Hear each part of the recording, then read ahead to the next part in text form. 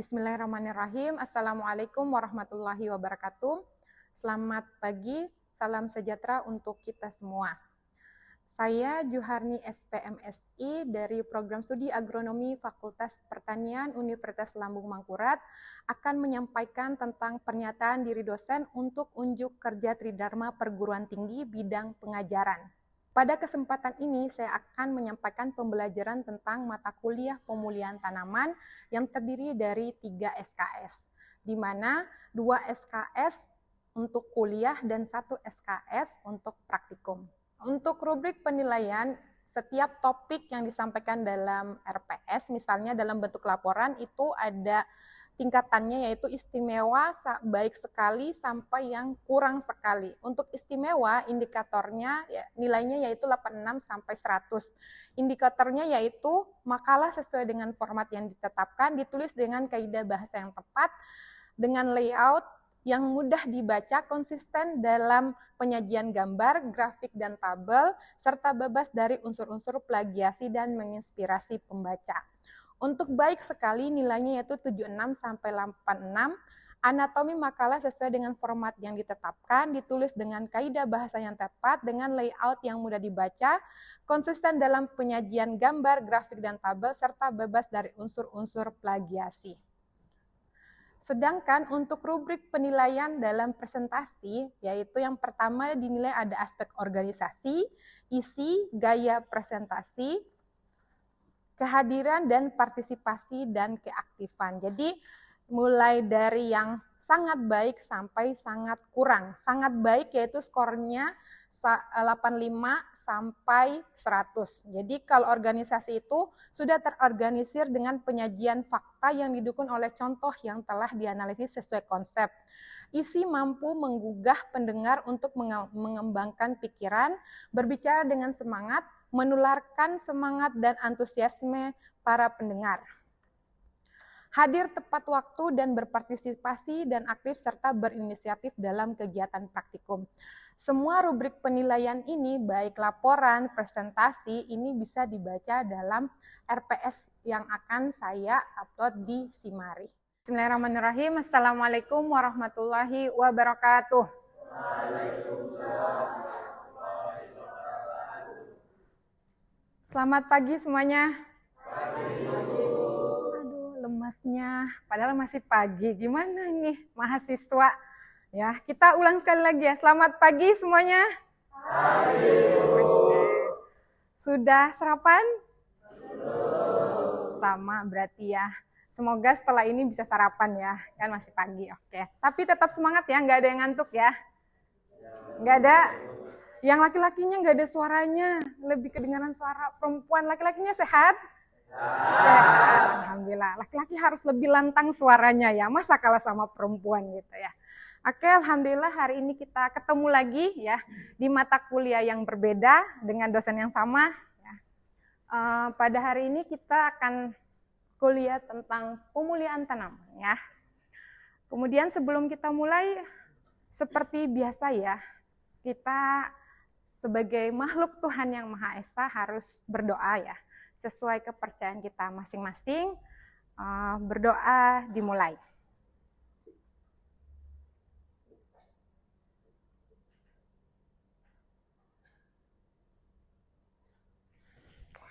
Berdoa selesai.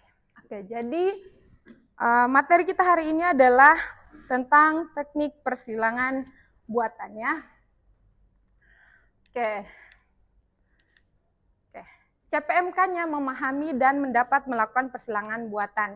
Sub CPMK-nya ada 3, mampu mengatur waktu tanam agar persilangan dapat berlangsung baik, mampu menjelaskan cara-cara kastrasi, mampu melakukan persilangan buatan pada jagung, kacang-kacangan, dan padi. Kalau tadi secara umum bahwa pangan dan hortikultura ya.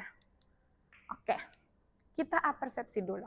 Ini kan ini kelanjutan dari materi-materi sebelumnya. Struktur bunga tanaman. Apa saja sih struktur bunga tanaman? Struktur bunga pada tanaman. Bunganya ya, ada apa aja dalam bunga? Ada apa? Kalau rame-rame tuh banyak banget suara gitu ya. Coba satu orang yang untuk mewakilkan. Oke, silakan Muji.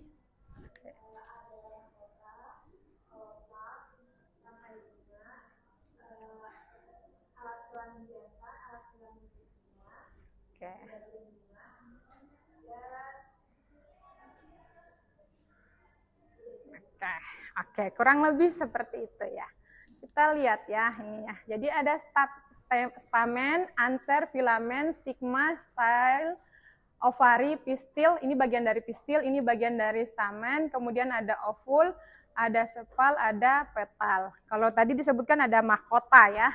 Ada mahkota, ada kelopak, ada benang sari. Benang sari itu ada kepala sari dan tangkai sari. Kemudian ada putik ya. Ada kepala putik, ada tangkai putik, ada bakal buah gitu ya. Oke, kita lanjut. Jadi outline-nya dari materi ini yang pertama pengertian persilangan buatan, tahapan melakukan persilangan buatan, pengertian dan cara kastrasi dan emaskulasi dalam persilangan tanaman, faktor yang perlu diperhatikan saat melakukan persilangan tanaman. Apa yang dimaksud dengan persilangan buatan? Kan ada yang persilangan menyerbuk sendiri, ada yang persilangan buatan, ada persilangan sendiri gitu ya. Apa yang maksud dengan persilangan buatan? Ada yang tahu? Persilangan buatan itu apa sih? Atau sekarang biasanya kita kenal hibridisasi. Hibridisasi itu gimana? Gitu. Proses penyerbukan dengan bantuan manusia. Oke, persilangan buatan merupakan proses penyerbukan silang antara tetua yang berbeda susunan genetiknya. Oke, ini proses penyerbukan silang antara tetua yang berbeda susunan genetiknya. Jadi kalau sama ngapain disilangkan? Gitu ya. Jadi karena kita ingin melakukan persilangan buatan berarti tetuanya itu pasti ada bedanya gitu. Ya. Kalau biasanya kita lihat dari misalnya produksinya tinggi atau rendah. Terus tahan penyakit atau tidak. Jadi harus punya keunggulan ya. Yang jadi tetua yang dimaksudkan adalah harus punya keunggulan. Dia produksinya tinggi, tapi tidak tahan, misalnya tidak tahan penyakit. Produksinya rendah, tapi tahan penyakit. Ketika kita akan melakukan persilangan buatan, maka yang kita satukan adalah dia produksinya tinggi dan tahan penyakit itu. Ya, bukan yang sama-sama jelek, tapi yang diinginkan adalah yang sama-sama bagusnya ada dalam satu tetua gitu jadinya nanti gitu ya. Tujuan utama persilangan buatan adalah menggabungkan semua karakter baik ke dalam satu genotip baru. Jadi tadi karakter yang saya sebutkan tadi, karakter baik produksinya tinggi misalnya. Kemudian apalagi karakter baik yang dimaksud? Karakter baik yang dimaksud. Karakter baik tadi saya sudah sebutkan, produksi tinggi, tahan penyakit, apalagi kalau dalam ini budidaya tanaman, apa sih yang diinginkan seorang petani itu kalau menanam? Produksinya tinggi kan. Kalau umur tanamannya produksinya banyak, tapi umur tanamannya lama gitu, itu bagus nggak?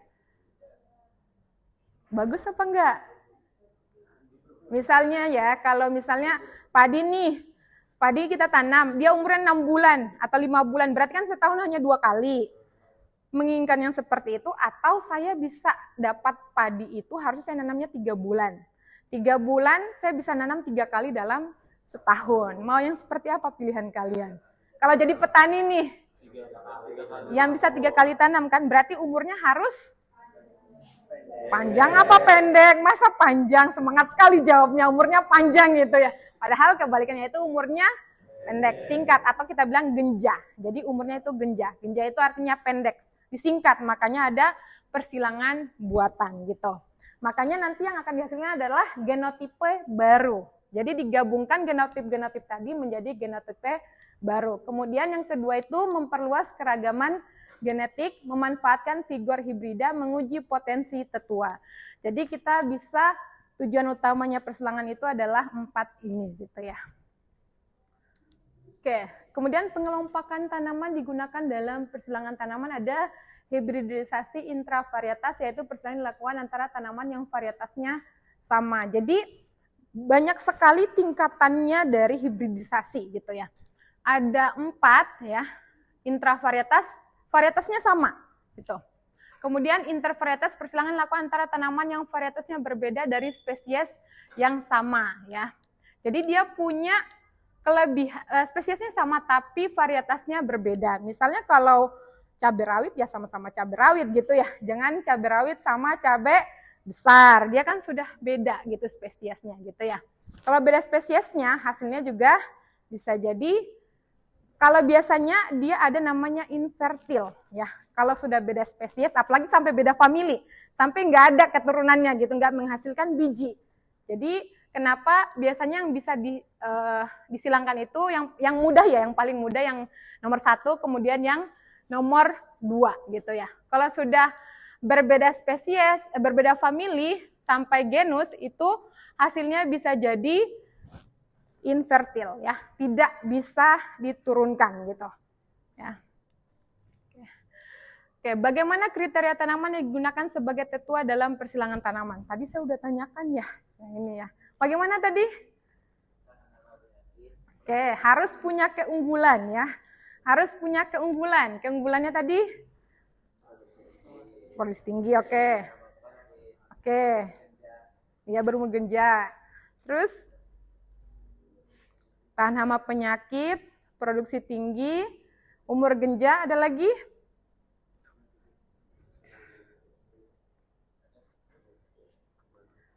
Apa? Genetiknya bagus itu genetik bisa dilihat nggak? Oke, kita melihat apanya? Oke, jadi yang nampak yang bisa diukur. Kalau untuk pangan atau horti berarti tadi 3 tadi. Kalau dalam hortikultura misalnya yang bunga-bungaan, yang dilihat adalah keindahannya ya, estetiknya. Jadi warnanya. Pernah dengar cabai warna ungu? Pernah lihat atau pernah dengar cabai ungu? Pernah. Itu adalah hasil pemuliaan tanaman ya. Itu hasil pemuliaan tanaman dari Prof. Syukur. Jadi hasil pemuliaan tanaman, hasil persilangan buatan. Jadi tanamannya cabai tapi warnanya ungu. Gitu. Oke, jadi kalau yang tadi, kemudian ini yang kacang tanah, dia menyerbuk sendiri, tidak ada perubahan sifat karena homozigot. Tapi kita bisa melakukan ya, jadi kalau dia menyerbuk sendiri berarti sebelum melakukan penyerbukan sendiri tanamannya, maka kita harus melakukan emaskulasi dan kastrasi. Itu yang harus dilihat. Kalau menyerbuk silang, dia kan pasti dari spesies yang dari varietas yang sama, tapi tanaman yang berbeda. Jadi dia dapat berubah jika diserbuki tanaman lain yang ada di sekelilingnya. Jadi dia bukan menyerbuk sendiri, karena kan posisi jagung itu benang sari dan putiknya berbeda ya. Benang sarinya di mana, atas atau yang di bawah? Benang sari jagung ya, kan udah semester ini mata kuliah semester 5 ya. Jadi harusnya udah tahu ya. Benang sarinya di mana? Oke, yang di atas ya. Kalau putik itu adalah yang tongkol yang jagung itu ya. Jangan sampai kebalik gitu, benang sarinya di bawah, putiknya yang di atas gitu. Dan biasanya kalau jagung itu pematangannya berbeda. Jadi dia misalnya satu tanaman nih, benang sari yang di tanaman ini sudah matang, putiknya belum, makanya dia biasanya menyerbuknya ke tempat yang lain karena sudah matang gitu. Kalau yang begitu juga sebaliknya, putiknya belum matang tapi serbuk sari yang di tanaman yang berbeda itu sudah matang, jadi dia menyerbukinya berlawan atau silang gitu ya. Oke. Untuk merubah karakter tanaman diperlukan persilangan atau perkawinan 2 tetua yang mempunyai karakteristik berbeda sehingga dapat dipilih atau diseleksi keturunan-keturunan yang memiliki kombinasi sifat kedua tetuanya. Jadi ketika kita melakukan persilangan, maka kita akan memilih ketuanya, tetua-tetuanya gitu. Misalnya ini kacang tanah ya, polong banyak tidak tahan karat. Simbolnya itu berarti yang polong banyak itu adalah A besar, sementara tahan karat itu adalah B besar, tidak tahan karat. Polong sedikit, tahan karat. Polong sedikit itu simbolnya adalah A kecil, B kecil gitu ya. Kemudian kita silangkan gitu ya.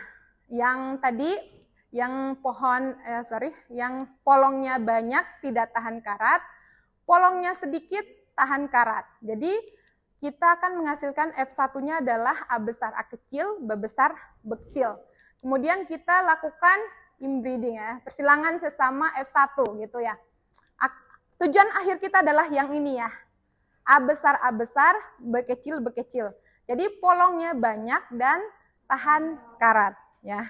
Jadi ini Tapi tidak sesimpel ini ya, yang dilihat kayaknya silang satu gitu, hasilnya langsung A besar A kecil, B besar B kecil, silang berikutnya langsung ini, tidak. Jadi ini ada pengujiannya gitu ya. Setelah kita tanam, ini yang seperti ini yang muncul diambil kembali ya, diseleksi diambil kembali, tanam lagi.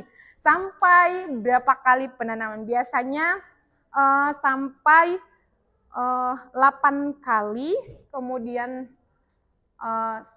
kemudian beberapa lokasi, ujinya itu beberapa lokasi, apakah dia berubah atau tidak gitu.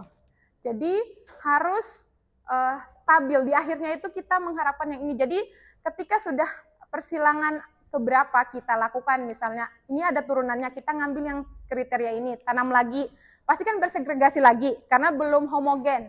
Kita tanam berikutnya, kita ambil lagi yang ini. Jadi setelah kita 8 kali penanaman, kita akan bisa mendapatkan yang homogen. Jadi berikutnya tidak bersegregasi lagi karena dilakukan inbreeding aja gitu.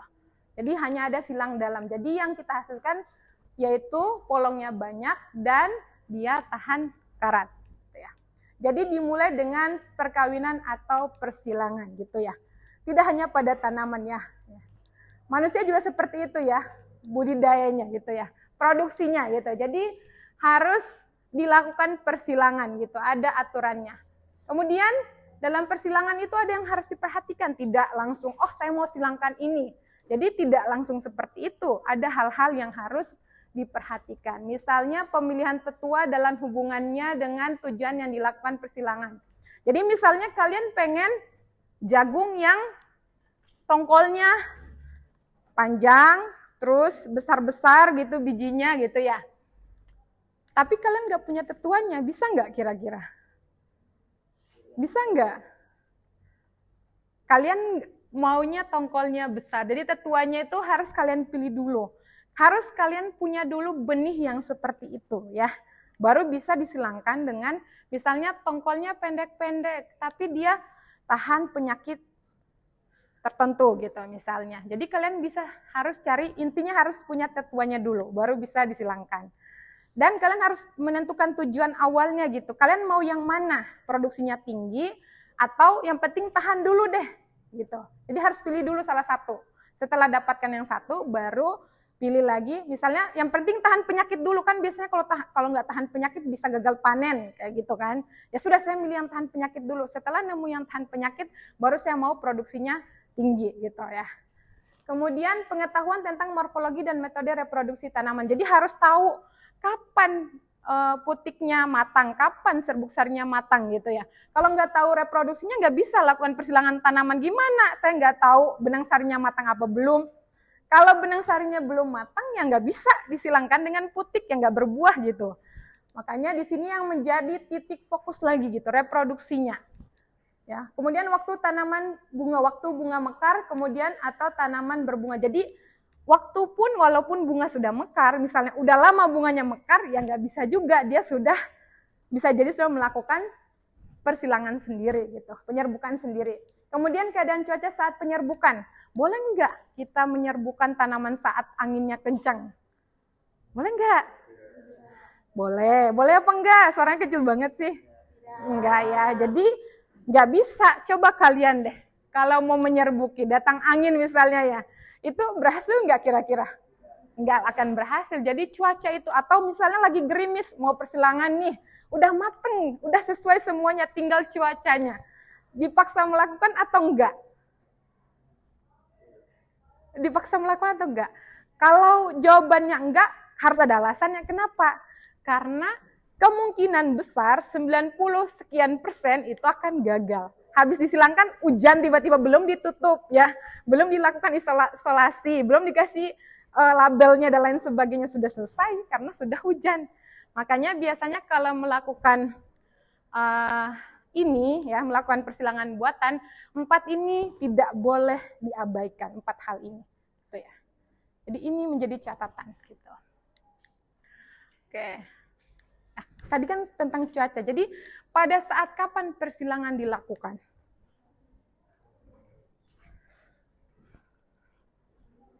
Pada saat kapan? Pagi hari. Pagi harinya kapan? Jam 6 udah pagi. Pagi kan jam 6 ya? Jam 7 apa jam 8? Atau kapan?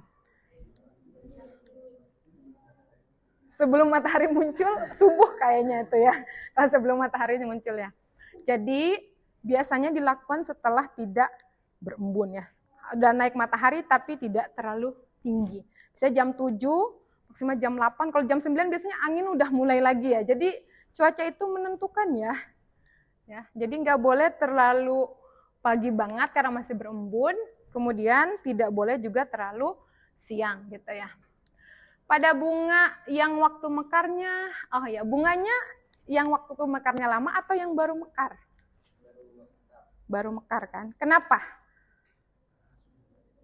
Tingkat keberhasilannya kira-kira yang mana?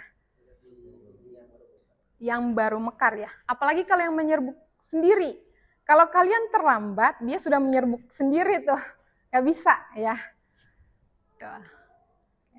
Kapan sel telur siap dibuahi? Kalau cara fisik, ciri fisik, jagung ketika sil akan keluar, kacang-kacangan ukuran kelopak pada 1/3 sampai 2/3 bunga ini. Tahapan persilangan tanaman ini pada apa ini? Tanaman cabai ya. Jadi nanti ini ada persiapan ya. Jadi bunganya sudah seperti ini ya. Tidak boleh sudah terbuka. Kalau sudah terbuka bisa jadi dia sudah menyerbuk ya, menyerbuk. Jadi kita buka, kastrasi itu membuang daerah bagian-bagian bunga yang tidak diperlukan, kemudian emaskulasi itu membuang stamen atau alat kelamin jantan pada bunga, kemudian isolasi ya, dilakukan isolasi. Oke. Apakah pengertian kastrasi dan emaskulasi? Tadi kayaknya saya udah sebutkan, jadi tinggal kalian menyimak nggak nih saya sebut apa tadi gitu ya. Apa pengertian kastrasi dan emaskulasi? Oke, membuang alat kelamin jantan. Coba kita lihat benar nggak jawabannya? Ada jawaban yang lain? Oke, jadi kastrasi adalah kegiatan membersihkan bagian tanaman yang ada di sekitar bunga yang akan diemaskulasi dari kotoran, serangga, kuncup-kuncup bunga yang tidak dipakai serta organ tanaman lain yang mengganggu kegiatan persilangan. Membuang mahkota dan kelopak juga termasuk kegiatan kastrasi. Kastrasi umumnya menggunakan gunting, pisau, atau pinset. Kemudian emaskulasi, tindakan untuk membuang tepung sari menjadi steril atau tidak fungsional atau tidak dapat membuahi. Pembuangan alat kelamin jantan atau stamen pada tetua betina sebelum bunga mekar atau sebelum terjadinya penyerbukan sendiri. Oke, itulah tadi yang Ibu sampaikan tentang contoh-contoh persilangan, mulai dari persilangan kacang, persilangan padi, dan yang ini adalah persilangan jagung. Di sini bisa kita lihat fotonya ya, foto mulai dari pensungkupan mulai dari awal pengambilan anter, kemudian diserbuki ke putiknya, kemudian terakhir disungkup seperti ini agar aman. Ya, oke, ini adalah slide terakhir ya. Seperti biasa ada instruksi tugas gitu ya. Jadi ini tugas kelompok ya. Jadi tujuannya yaitu mahasiswa mampu menganalisis waktu yang tepat melakukan persilangan buatan. Waktu pengerjaan 50 menit ya, 30 menit diskusi kelompok, 20 menit presentasi dan tanya jawab. Sini ada petunjuk tugasnya, silakan dibaca ya. Kemudian kriteria penilaiannya ada keaktifan 20%, isi 30%, bahasa 25%, dan originalitas ya. Oke, let's discuss. Terima kasih. Apakah ada pertanyaan? Izin bertanya, Bu. Iya, silakan. Kan tadi tuh kata Ibu persilangan tuh dalam satu famili gitu loh, Bu. Misal kalau kita persilangan tomat sama cabai, Bu, kan itu kayak satu famili aja loh, Bu, ania tanamannya. Nah, apakah bisa, Bu, itu disilangkan? Gitu aja, Bu. Terima kasih atas pertanyaannya. Ada lagi? Izin bertanya, Ibu. Iya, silahkan. Mengapa di zaman sekarang itu persilangan konvensional masih dilakukan, padahal udah ada perkembangan teknologinya gitu, Ibu? Ya, terima kasih. Oke, terima kasih atas pertanyaannya. Jadi saya akan menjawab pertanyaan pertama dari Abu Daris tentang bisa nggak tomat itu sama cabai disilangkan gitu kan. Saya memberikan informasi bahwa tomat sama cabai itu bukan satu famili ya. Dia berbeda famili. Yang paling bisa fertil artinya menghasilkan biji ketika disilangkan itu yang pertama dia harus satu spesies. Jadi itu kan beda spesiesnya. Jadi kalau mau dicoba silangkan mungkin ya dia itu tidak bisa menghasilkan biji karena beda famili. Tapi bukan berarti nggak bisa. Belum tentu juga gitu kan, itu kan beda famili, jadi bisa jadi tidak menghasilkan biji gitu kalau kalian silangkan. Artinya apa? Walaupun kalian silangkan dia tidak berbunga, kan disilangkan kalau dia jadi berarti terjadi penyerbukan. Tapi kalau kalian silangkan misalnya benang sari yang ada pada tomat disilangkan dengan putik yang ada pada cabai gitu kan, sama-sama waktunya mateng, kalian silangkan, dia bisa tumbuh nggak kira-kira? Kalau dia bisa berbunga berarti oke, masih bisa. Tapi dilihat lagi, dia bisa menghasilkan biji nggak di akhir tuh? Atau hanya bisa sampai berbunga? Tapi kalau dia beda famili biasanya itu sulit untuk menghasilkan bunga. Gitu. Tidak bisa terjadi penyerbukan. Gitu. Kemudian pertanyaan kedua dari Hilda. Jadi tentang kenapa sih sampai sekarang masih dilakukan pemulihan konvensional? Kenapa nggak yang pakai teknologi aja gitu? Yang pertama ya, kalau pemulihan konvensional itu yang penting kita punya tetuanya lebih mudah ya, lebih murah. Kalau yang pakai teknologi tidak semua kampus punya gitu ya. Dan kita kan pemulihan tanaman masih belajar di awal gitu. Jadi kita harus tahu dulu yang dasar, bagaimana mungkin kita bisa menggunakan teknologinya kalau dasarnya apa yang harus kita lakukan kita nggak tahu. Jadi bisa pakai bioteknologi, tapi yang harus kalau pakai bioteknologi apalagi yang harus kita tahu, pakai apa sih harusnya misalnya bioteknologinya. Harus bisa motong DNA ya, pakai primer, dia banyak lagi yang harus dicari gitu. Kalau dia pakai konvensional kita butuhnya apa? Tetuanya, keunggulan dari tetuanya, 2 tetua cukup tempat ditanam berbunga kita silangkan. Tapi kalau untuk teknologi ada aturannya gitu. Kita mau gen yang mana yang mau dimasukkan kan kalian gitu kan. Jadi tinggal di-cut-cut aja cerita dipotong tapi itu menggunakan primer dan disatukan. Jadi lebih rumit ya. Lebih rumit untuk pengerjaannya tapi lebih cepat untuk hasilnya ya. Kalau teknologi. Kalau konvensional lebih lama, tapi persyaratan untuk melakukannya itu cepat aja, mudah aja. Istilahnya hanya butuh tetua, kelebihan tetua, tempat untuk menanam, selesai gitu. Gitu ya. Itu. Oke. Jadi makanya kan S1 kita mendalami dulu nih. Di awal kita mendalami dulu pemulihan tanaman persilangannya kayak gimana yang konvensional. Kalau kalian mau lanjut S2 nanti ngambilnya pemulihan dan bioteknologi. Nah, kalau bioteknologi di situ kalian akan belajar tentang gen, sequencing gen, primer yang digunakan, gen mana yang mau dipindahkan gitu. Jadi gennya aja yang dipindahkan, nggak perlu sampai disilangkan. Dia hanya di lab kayak gitu, pakai bioteknologi kayak gitu. Oke, itu ada lagi pertanyaan? Cukup? Oke, kalau cukup, terima kasih atas perhatiannya hari ini. Semoga apa yang kita pelajari bermanfaat ya. Kemudian bisa menjadi bekal kita untuk ilmu yang lebih luas, pemahaman yang lebih banyak, dan kemudian saat praktikum bisa lebih mudah. Karena kan praktikumnya nanti adalah persilangan gitu. Alhamdulillah kita sampai pada materi akhir kita. Seperti biasa kita tutup bagi yang muslim dengan sama-sama melafazkan hamdalah. Alhamdulillahirrahmanirrahim. Saya akhiri, terima kasih atas waktunya. Mohon maaf atas segala salah kata dalam penyampaian kuliah saya. Sesungguhnya segala kebaikan datangnya dari Allah Subhanahu wa taala. Apabila ada kekeliruan itu datangnya dari saya pribadi. Saya akhiri, wassalamualaikum warahmatullahi wabarakatuh.